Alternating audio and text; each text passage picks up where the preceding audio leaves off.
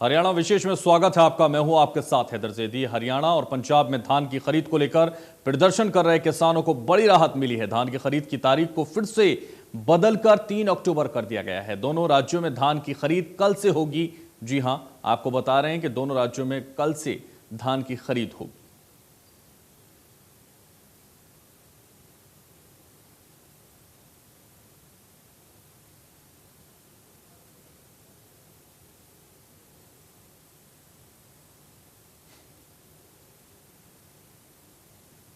तो प्रदेश के किसानों को जैसा आपको जानकारी है कि अब ये खरीफ की प्रोक्योरमेंट का सीज़न ये शुरू हो रहा है और इसमें मुख्य फसल धान और बाजरा ये होते हैं।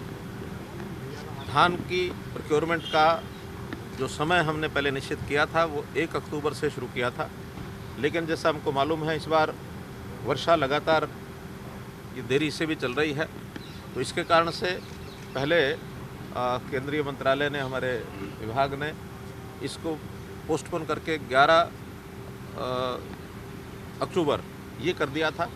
लेकिन हम देखते हैं हरियाणा की मंडियों में धान बहुत सा आ चुका है और उसमें प्रोक्योरमेंट के लिए सब किसानों की ओर से भी मांग थी कि इसको जल्दी शुरू किया जाए। हमने केंद्रीय मंत्रालय से, हमारे अश्विनी चौबे जी से आकर के निवेदन किया कि इसको जल्दी से शुरू किया जाए। तो अभी बैठ करके एक निर्णय ये हुआ है कि कल से विधिवत 3 तारीख से 3 अक्टूबर से और ये प्रोक्योरमेंट जो है वो सब जगह शुरू हो जाएगी। इतना ही विषय आज की जानकारी के लिए देना था। तो इससे मैं समझता हूँ कि जो हमारी किसानों की तकलीफ़ स्वाभाविक है कि जिन्होंने अपनी धान काट ली है, मंडियों में ले आए हैं, तो उनकी प्रोक्योरमेंट जल्दी होनी चाहिए। तो इसलिए उसका निर्णय एक ठीक अच्छा निर्णय ये हो गया है कि कल 3 तारीख को और इसकी प्रोक्योरमेंट शुरू हो जाएगी। सर, करनाल में किसान आपके घर के बाहर टेंट लगाकर अभी भी बैठे हुए हैं लगातार, उनको क्या मैसेज देना? मैंने बताया कि एक मांग जो उनकी थी दिन भर में, आज उनकी ओर से कई जगह पर इस प्रकार धरने प्रदर्शन किए गए कि प्रोक्योरमेंट को जल्दी कराया जाए। आखिर हमें भी उस संवेदनशीलता का एक विषय ध्यान में है कि वास्तव में शुरू होनी चाहिए। तो इसलिए हमने अपने प्रदेश की ओर से मेरे साथ हमारे deputy chief minister Dushyant Chautala ji, हमारे कृषि मंत्री जेपी दलाल जी, हमारे सांसद रमेश कौशिक जी और हमारे विधायक राई से, हमारे विधायक गरोंडा से, ये सब लोग के साथ आए हैं। सबका कंसर्न था कि जल्दी प्रोक्योरमेंट शुरू होनी चाहिए। तो इसलिए जब ये निर्णय हो गया है, तो मुझे लगता है उनकी जो मांग आज वाली है वो पूरी हो गई है और उसको निश्चित रूप से अपने धरने को समाप्त करेंगे। किसानों की नाराजगी दूर होगी या फिर किसानों का मकसद सिर्फ धान को लेकर था कि आज का मकसद इतना ही है कि धान को लेकर? हरियाणा सरकार ने मुख्य रूप से, हरियाणा के माननीय मुख्यमंत्री जी यहाँ आए हुए हैं, उप मुख्यमंत्री जी हैं, सभी सांसद और माननीय विधायकगण भी हैं साथ में।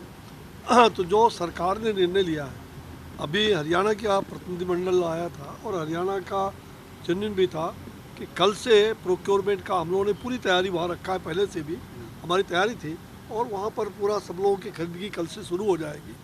आप जानते हैं कि आदरणीय प्रधानमंत्री जी का किसानों के प्रति जो सब प्रकार से किसानों को कोई दिक्कत ना हो, ये बराबर उनका मार्गदर्शन रहता है और हम लोगों ने वैसी व्यवस्था खड़ी की है। लेकिन चौबे साहब, कल जिस तरीके से पंजाब के मुख्यमंत्री चरणजीत सिंह चन्नी ने भी प्रधानमंत्री नरेंद्र मोदी से मुलाकात की थी और उन्होंने भी इस विषय की जो जानकारी है वो प्रधानमंत्री के सामने रखी थी, क्या लगता है कि पंजाब में जो है खरीदारी नहीं होगी और हरियाणा में होगी तो किसानों पर इसका असर जाएगा? नहीं, पंजाब में भी खरीदारी तो हो रही है और उसमें कहीं कोई दिक्कत नहीं जी। कल से वहाँ शुरू हो रहा है। निर्णय डिले करने का हरियाणा सरकार का था ना पंजाब का था।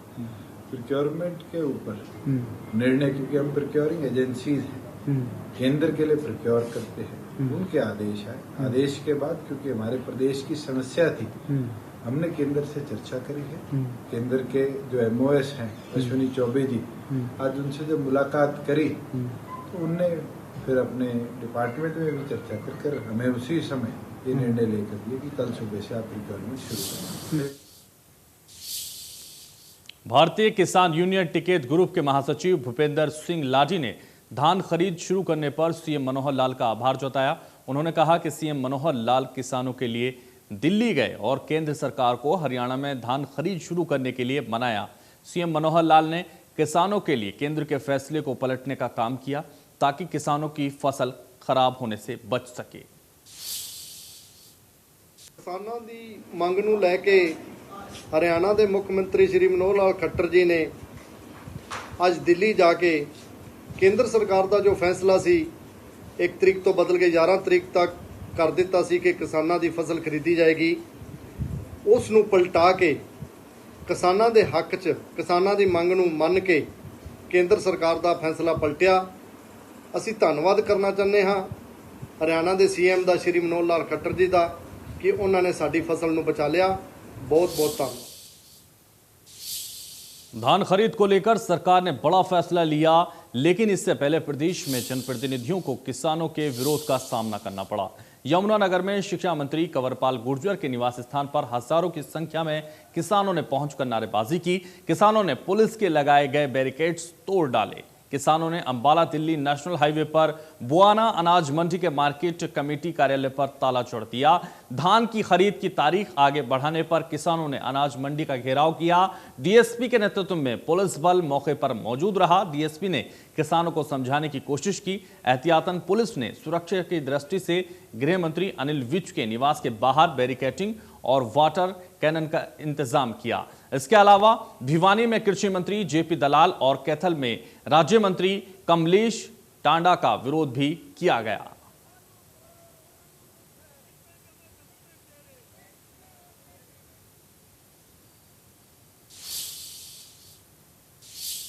तो किसानों के हंगामे की 4 तस्वीरें आपके सामने हम आपको दिखाते हैं। अंबाला और कुरुक्षेत्र, पंचकुला और यमुनानगर की ये चारों तस्वीरें आपकी टीवी स्क्रीन पर। कुरुक्षेत्र और अंबाला में उग्र प्रदर्शन देखने को मिला है, जहां किसानों ने पुलिस की बैरिकेडिंग को भी तोड़ डाला।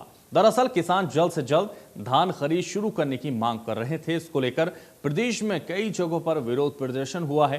हालांकि हंगामे के बीच सीएम मनोहर ने दिल्ली में केंद्रीय मंत्री अश्विनी चौबे के साथ बैठक के बाद ऐलान भी कर दिया और अब धान की खरीद 3 अक्टूबर से शुरू होगी। तो बैरिकेडिंग तोड़ी गई। आपको बता दें, पंचकुला, अंबाला, यमुनानगर और कुरुक्षेत्र की चारों तस्वीरें आपकी टीवी स्क्रीन पर हैं। जमकर नारेबाजी की गई और उसके बाद हालांकि सरकार ने उनकी बात मान ली। धान की खरीद 3 अक्टूबर से शुरू होगी। प्रदेश के सहकारिता मंत्री बनवारी लाल ने किसान संगठनों को लेकर कहा कि आंदोलनकारी किसान हित नहीं, अपना राजनीतिक हित सोच रहे हैं। बड़ा दिन है क्योंकि आज के दिन ही इस देश के अंदर 2 महान महानुभावों ने जन्म लिया। एक महात्मा गांधी जी और एक लाल बहादुर शास्त्री जी। महात्मा गांधी जी ने देश के अंदर जो आज़ादी दिलाने के लिए और जितना मेहनत की, जितना संघर्ष किया, जितना त्याग किया, और उन्होंने उनके जीवन में एक स्वच्छता का एक बहुत महत्व था। और उस स्वच्छता को लेते हुए उन्होंने जो अछूतता की जो बीमारी थी, जो छुआछूत की जो बीमारी थी, उससे भी छुटकारा देने के लिए उन्होंने काफ़ी प्रयास किया। और उन्होंने जो देश के लिए स्वच्छता का अभियान चलाया, उन्हीं के कदमों पे चलते हुए हमारे देश के यशस्वी प्रधानमंत्री माननीय नरेंद्र भाई मोदी भी उसी काम को आगे बढ़ाते हुए, और उन्होंने एक स्वच्छ भारत मिशन का जो शुरुआत पिछली योजना में की थी और सारे देश को एक मैसेज दिया था कि भाई सफाई हमारे जीवन में एक महत्व रखती है और अगर हम स्वस्थ रहेंगे तो स्वस्थ रहेंगे, स्वस्थ रहेंगे तो आगे बढ़ेंगे।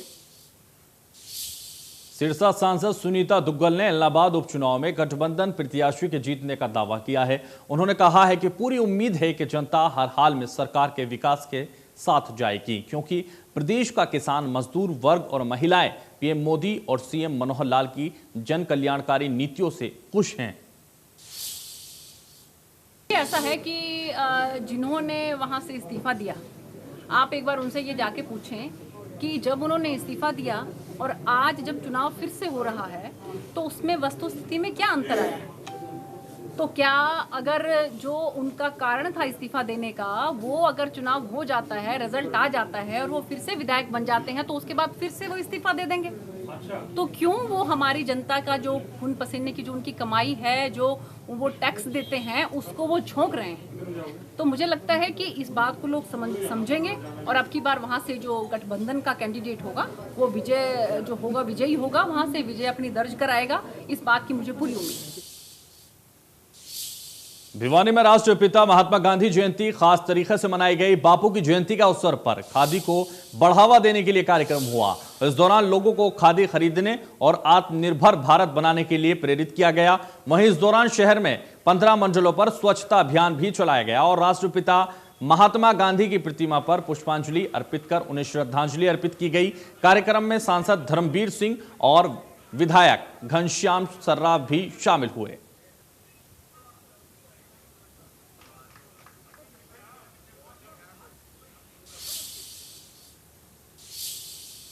महेंद्रगढ़ में बीजेपी कार्यकर्ताओं ने पूर्व शिक्षा मंत्री रामविलास शर्मा के निवास पर वैक्सीनेशन कैंप लगाया, जिसमें पूर्व शिक्षा मंत्री रामविलास शर्मा भी नजर आए। और आपको बता दें, बतौर मुख्य अतिथि उन्होंने शिरकत की। इस अवसर पर पूर्व शिक्षा मंत्री रामविलास शर्मा ने कहा कि 17 सितंबर से 7 अक्टूबर तक पूरा देश कार्यक्रम मना रहा है। इसी कड़ी में 17 सितंबर को देश में मेगा वैक्सीनेशन कैंप लगाए गए, जिसमें 2,56,00,000 लोगों को वैक्सीन की डोज लगाई गई। इस अवसर पर पूर्व शिक्षा मंत्री रामविलास शर्मा ने बाबा जयराम दास समिति को सरकार की तरफ से दी गई 15 लाख की ग्रांट राशि का चेक भी सौंप दिया।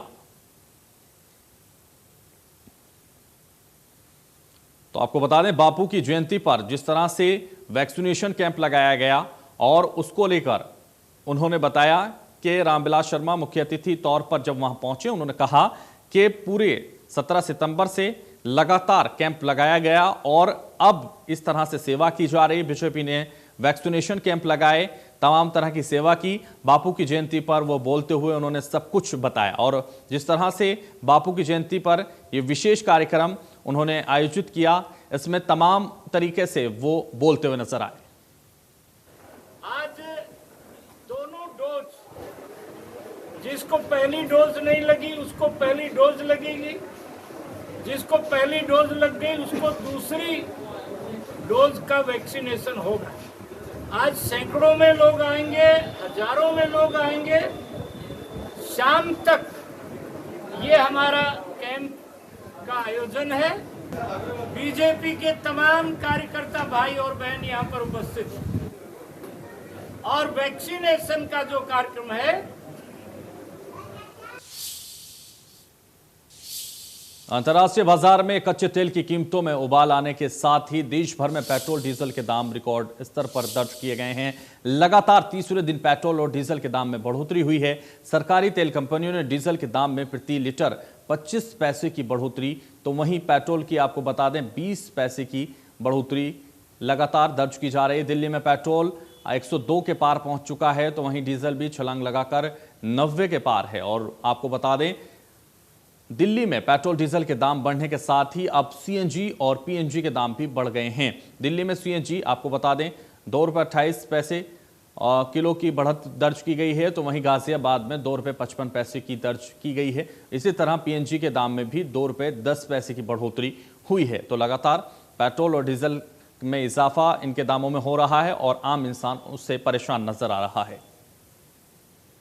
अभी आपने सीएनजी लिया यहाँ? हाँ जी, सीएनजी भरवाई है। सीएनजी दिल्ली में ₹2.28 पर किलो महंगी हो गई है। हाँ जी, क्या करें जी, अब भरवानी तो है ही, अब महंगी हो सस्ती हो जब, लेकिन महंगाई बढ़ा रहे हैं जिस हिसाब से। अब ये सीएनजी भी बढ़ा दी इन्होंने, उसी हिसाब से अब वापस होने चाहिए।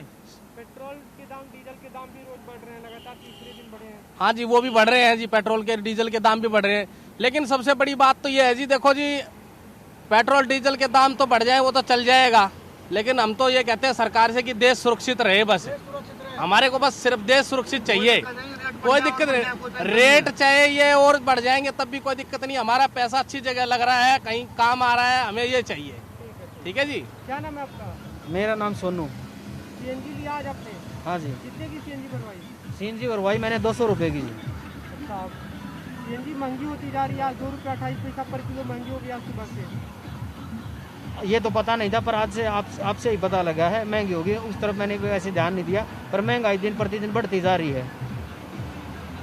क्या कुछ होना चाहिए? महंगाई पर तो देखो कंट्रोल होना चाहिए। पता नहीं कि जो चीज़ इतने की नहीं है उनको इतने में दे रहे हैं, हर चीज़ पे बढ़ाते जा रहे हैं। मेरा नाम प्रेम। ऑटो चलाते हैं आप? हाँ जी, ऑटो चलाते हैं। कितने की सीएनजी ली? सीएनजी 80 रुपये के लिए महंगी हो गई, इसीलिए। हाँ, आपसे ₹2.28 हाँ जी, इसीलिए कम भरवाई है। तो पहले और गुरुग्राम में शतक से सिर्फ 12 पैसे दूर पेट्रोल के दाम हैं। गुरुग्राम में पेट्रोल 99 रुपये 88 पैसे प्रति लीटर बिक रहा है, तो डीजल के दामों में भी लगातार बढ़ोतरी हो रही है। वहीं बढ़ती कीमतों के साथ ही डीजल की कीमत 91 रुपये 19 पैसे प्रति लीटर हो चुकी है। पेट्रोल और डीजल के बढ़ते दामों से पिछले कुछ दिनों से लोगों को जो राहत मिल रही थी वो राहत अब खत्म हो गई है और एक बार फिर से पेट्रोल और डीजल के दाम बढ़ने लगे हैं। और ये दाम अगर बात करें तो 24 तारीख से पेट्रोल और डीजल के दामों में बढ़ोतरी हुई है। हम इस वक्त पेट्रोल पंप पर ही मौजूद है और आज की अगर बात करें जो पेट्रोल का भाव है आज वो 98 रुपये 88 पैसे 99 रुपये 88 पैसे है, यानी कि सिर्फ 12 पैसे की देरी है जब गुरुग्राम में भी पेट्रोल के दाम में शतक लग जाएगा। और अगर डीजल की बात करें तो डीजल भी कोई अछूता नहीं है, करीब करीब दोनों ही पेट्रोल और डीजल के दाम लगभग से आसपास है, सिर्फ कुछ रुपयों का ही फ़र्क है। और डीजल की बात करें तो डीजल आज 91 रुपये 19 पैसे है और 24 तारीख से लगातार जो है पेट्रोल और डीजल के दाम बढ़ रहे हैं। हमारे साथ पेट्रोल पंप के मैनेजर हैं, उनसे बात करते हैं कि सर पेट्रोल और डीजल की बात करें तो जो आज कितने पैसे जो है पेट्रोल और डीजल में बढ़े हैं और कब से ये दाम बढ़ रहे हैं? देखो आज डीजल में 30 पैसा और पेट्रोल में 24 पैसे बढ़े हैं और ये 24 तारीख से बढ़ रहे हैं पेट्रोल डीजल के रेट। उससे पहले रुके हुए थे 15-20 दिन से, बट अभी 24 तारीख से फिर बढ़ रहे हैं। क्या अंदाज़ा है कि अभी आने वाले समय में, कल या आने वाले समय की बात करें तो कुछ कम होंगे या ये बढ़ने की आसार है? नहीं बढ़ेंगी सर, मुझे तो नहीं लग रहा कि कम होंगे। यानी कि अब ये कहा जा सकता है कि जो पेट्रोल का शतक है वो गुरुग्राम में भी लगेगा? हाँ, गुरुग्राम में जल्दी लग जाएगा। तो यानी कि ये तमाम उन लोगों के लिए है जो पेट्रोल का इस्तेमाल करते हैं, तो यानी कि अब कल से ऐसी उम्मीद है या संभावना है कि जो अभी 99 रुपये 88 पैसे पेट्रोल का दाम है वो बढ़कर जो है 100 रुपये हो सकता है। कुछ लोगों से भी बात करने की कोशिश करते हैं क्योंकि लगातार बढ़ते पेट्रोल और डीजल के दाम का असर जो है आपकी पॉकेट के ऊपर भी पड़ रहा है। सर एक बार फिर से पेट्रोल और डीजल के दाम बढ़ने लगे हैं, महंगाई वैसे ही है, कोविड की वजह से नौकरियाँ और रोजगार में भी कमी आई। बुरा हाल कर रखा है जी, कहाँ 200 रुपये में टैंकी फुल होती थी, आज 520 में हो रही है। मोदी ने तो बर्बाद कर दिया बिल्कुल। तो अभी 99 रुपये 88 पैसे, 12 पैसे की कमी है, पेट्रोल फिर 100 रुपये हो जाएगा। हो जाना है जी, ये 100 नहीं 120 होगा। सिलेंडर देख लो, 900 रुपये का सिलेंडर पड़ रहा है। 6 तारीख का फिर वो दे रहे अल्टीमेटम के, फिर रेट बढ़ेंगे। यानी कि ना केवल डीजल पेट्रोल की बात करें, जो एलपीजी के घरेलू या डोमेस्टिक सिलेंडर हैं उनके दाम में भी लगातार बढ़ोतरी हो रही है और इसका सीधा असर लोगों की जेब पर पड़ रहा है, लोगों के बजट के ऊपर पड़ रहा है। क्योंकि कोविड के दौरान जिस तरह से जो रोजगार और लोगों के काम धंधों पर असर पड़ा था, उसमें उम्मीद यही कर रहे थे कि शायद महंगाई में कुछ कमी होगी, पेट्रोल डीजल के दाम कुछ घटेंगे, लेकिन लगातार अब तेजी से 24 तारीख से पेट्रोल और डीजल के दाम भी बढ़ने लगे हैं और जल्द ही गुरुग्राम में पेट्रोल का शतक भी लगने वाला है। कैमरामैन गीतम के साथ राज वर्मा, इंडिया न्यूज़, गुरुग्राम। देश भर में आज राष्ट्रपिता महात्मा गांधी की 152वीं जयंती मनाई जा रही है और इस अवसर पर गांधी समाधि राजघाट पर सर्वधर्म प्रार्थना का आयोजन किया गया, जिसमें पहुंचकर राष्ट्रपति रामनाथ कोविंद, प्रधानमंत्री नरेंद्र मोदी, कांग्रेस अध्यक्ष सोनिया गांधी ने महात्मा गांधी को श्रद्धांजलि दी। दिल्ली के सीएम अरविंद केजरीवाल ने भी बापू को नमन किया।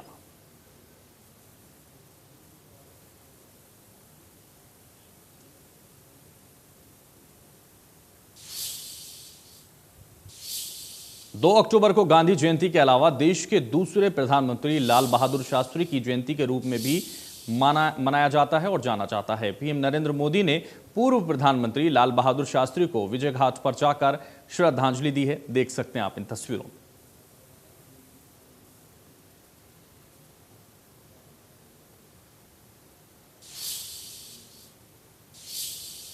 मुख्यमंत्री मनोहर लाल ने राष्ट्रपिता महात्मा गांधी और पूर्व प्रधानमंत्री लाल बहादुर शास्त्री की जयंती पर उन्हें श्रद्धांजलि दी। दोनों महापुरुषों की फोटो पर पुष्प अर्पित कर उन्हें नमन किया। सीएम ने कहा कि बापू का पूरा जीवन सत्य, अहिंसा, त्याग, सद्भावना, प्रेम और शांति के प्रति समर्पित रहा है। लाल बहादुर शास्त्री को नमन करते हुए सीएम मनोहर लाल ने कहा कि जय जवान जय किसान का नारा देने वाले धरती पुत्र, सादगी और सरलता की प्रतिमूर्ति पूर्व प्रधानमंत्री लाल बहादुर शास्त्री का जीवन मूल्यों और सिद्धांतों पर आधारित रहा है।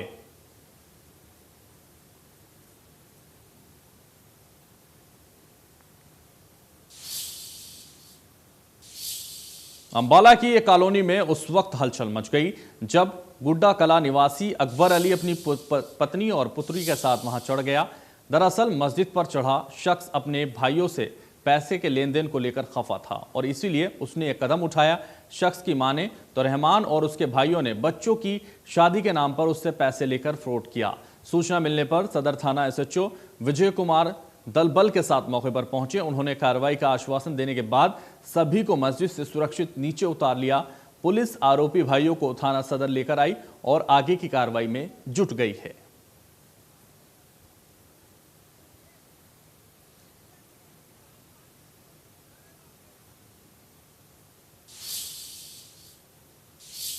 तो फिलहाल हरियाणा विशेष में बस इतना ही। मुझे दीजिए इजाजत और आप देखते रहिए इंडिया न्यूज हरियाणा।